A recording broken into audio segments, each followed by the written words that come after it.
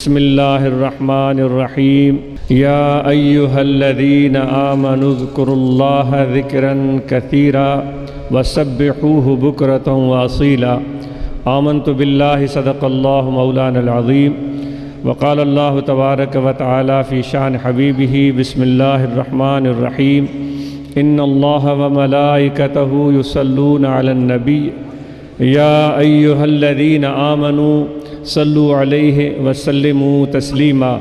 اللهم صل على سيدنا ومولانا محمد وعلى آلہ واصحابہ اجمعین۔ معزز سامعین، چونکہ آپ سب کے علم میں ہے کہ ماہ ذوالحج کا چاند نظر آ چکا اور آج الحمدللہ اس مبارک مہینے کی پہلی تاریخ ہے، تو اس مہینے میں اللہ تعالیٰ کی طرف سے جو برکتیں اور رحمتیں نازل ہوتی ہیں، ہمیں پوری طرح سے متوجہ ہو کر اور منتظر بن کر اس کے حصول کی پوری کوشش کرنی چاہیے، جو کہ اس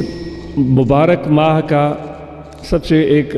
یادگار واقعہ ہے، جس کا ذکر قرآن مجید میں بھی اللہ تعالیٰ نے بیان فرمایا ہے۔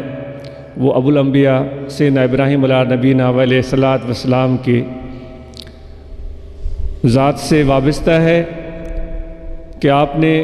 اپنے پیارے فرزند کو، چونکہ وقت قلیل ہے، مختصراً عرض کی جاتی ہے، اللہ تعالیٰ کے امر اور رضا اور منشا کو دیکھتے ہوئے قربان کرنے کا ارادہ کیا تھا، اور ان کو لے کر چلے تھے اس عالم میں کہ نہ انہوں نے اپنی اہلیہ کو بتایا، نہ انہوں نے اپنے فرزند کو اس بارے میں باخبر کیا تھا، کیونکہ وہ سوچتے تھے کہ شاید ماں کے دل میں اپنے بچے کی محبت کی وجہ سے کوئی خیال آئے اور وہ خیال رکاوٹ نہ بن جائے، اور سوچتے تھے کہ میرا نو عمر پیارا فرزند بھی اگر اس بات کو سن لے تو ممکن ہے کہ اس کے دل میں کوئی فکر مندی پیدا ہو، تو آپ نے اس بات کو صرف اپنے ذات تک محدود رکھا تھا، لیکن وہ آپ کا نونہال فرزند،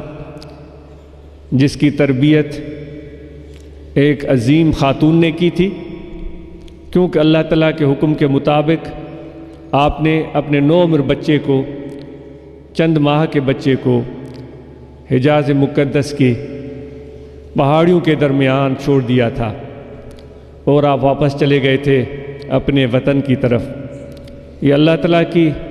مشیت تھی، اللہ تعالیٰ کا فیصلہ تھا، اور اس کے پیچھے جو حکمتیں تھیں اس کو ایک نبی ہی سمجھ سکتا ہے۔ تو تنہا خاتون نے اپنے اس بچے کو اس ویرانے میں کس طرح سنبھالا، اور کس طرح معجزے رونما ہوئے، اور کس طرح وہ ویران اور بنجر اور غیر آباد زمین آباد ہوئی، اور کس طرح جوک در جوک لوگ آ کر وہاں آباد ہوئے تھے۔ یہ ایک تاریخی واقعہ ہے۔